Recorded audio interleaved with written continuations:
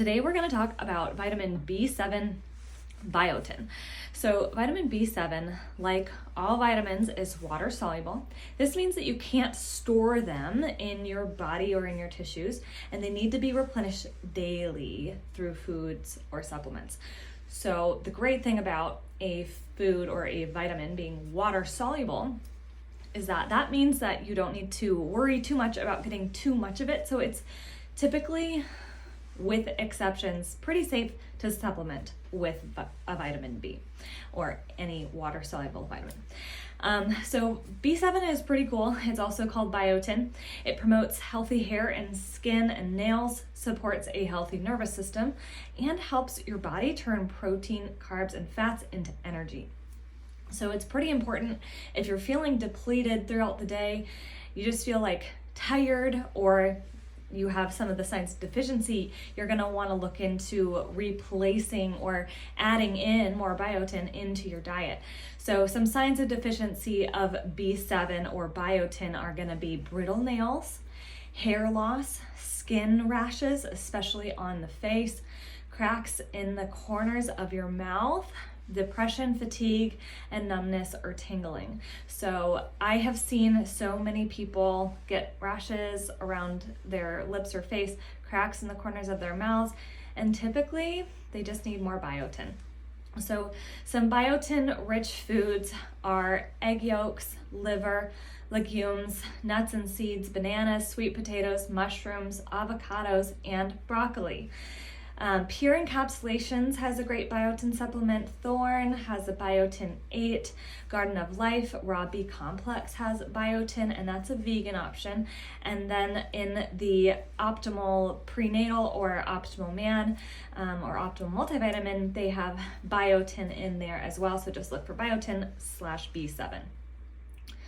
Now we're going to talk about B9 as well. This is one of my favorite topics. I actually wrote an entire research paper and presentation on B9 or folate when I was in undergrad. And so it was amazing to find out all of this information about folate, because it's actually a super critical vitamin for a lot of us, and the way that a lot of us supplement is super important. Just to start, folate, aka B9, occurs naturally in a lot of foods. Folic acid is the synthetic form of folate that some food manufacturers add to fortify their foods. A lot of foods are required by the government to add folic acid into their foods because of spina bifida prevention. Unfortunately, people with MTHFR or a gene mutation that disallows them to effectively translate folic acid or even folate into the usable form in the body called methylfolate.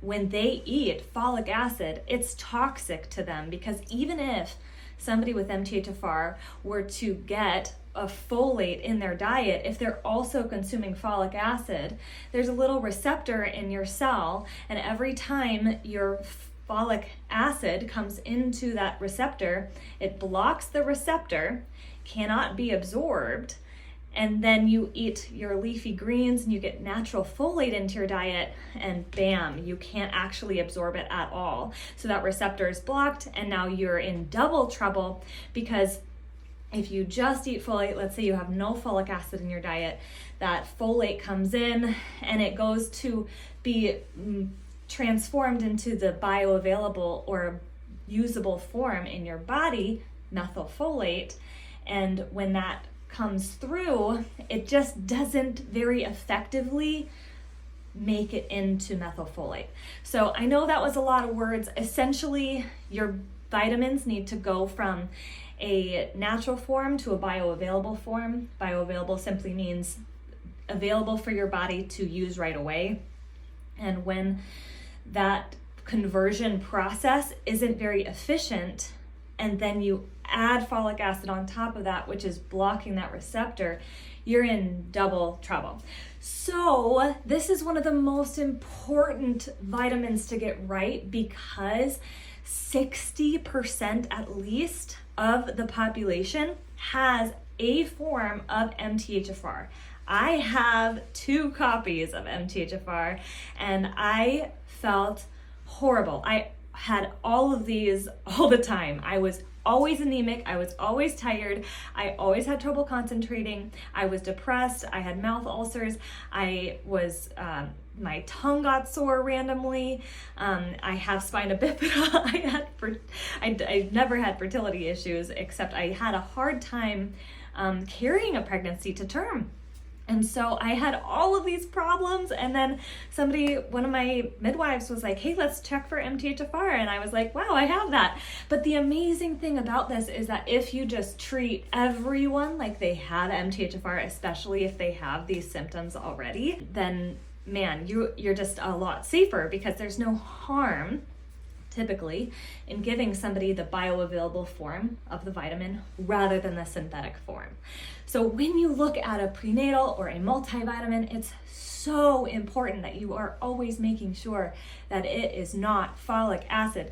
You also have to read all of your cereal labels, all of your bread labels, because they add folic acid to all of them, and you're literally like adding toxins to your body that are going to make you tired because you can't actually get the folate through to that cell to make it bioavailable so you can actually use it. So that's long story short, but essentially it's best to avoid folic acid for everyone, especially if you don't know if you have MTHFR. If you know for sure that you don't have it, I don't necessarily see I can't really think of any negative effect of that I know of, but there may be one that I just don't know of. So I don't see any risk to not eating folic acid, essentially, as long as you're getting folate in your diet that is sufficient. So folate, vitamin B9, helps your body produce red blood cells. It is needed to make and repair DNA. It supports healthy growth and development during pregnancy, and it improves cognition. I am not kidding you. I started taking Optimal prenatal and my whole life changed, because all of a sudden I didn't feel like this every day. I felt amazing every day, and I literally credit most of that to folate, and then a good portion of that to the rest of the vitamins in there as well, fixing my diet and getting toxins out of my life. But I didn't feel like this anymore, and that was so huge. So here's where to find it in food. Vitamin B9 rich foods include leafy greens, asparagus, Brussels sprouts, beans, broccoli, avocados, oranges, mango, and eggs. I love all of these foods. There's no reason not to include them in your diet if you're not sensitive to them. So bring those into your diet if you're struggling with any of these, and I would suggest that you also get a methylfolate supplement. A lot of people actually think that they're B12 deficient when they're really B9 deficient, and so it's actually a really good idea to always take B12 and methylfolate together, because one can mask the deficiency of the other, and you don't want that to happen, because you don't want to go, they do different things in the body, and you don't want to go for a long time thinking that you're fine and still maybe having some symptoms but unable to actually address them because that deficiency is being masked by folate or B12. So 5-MTHF methylfolate, or pure encapsulations folate. There's also folinic acid.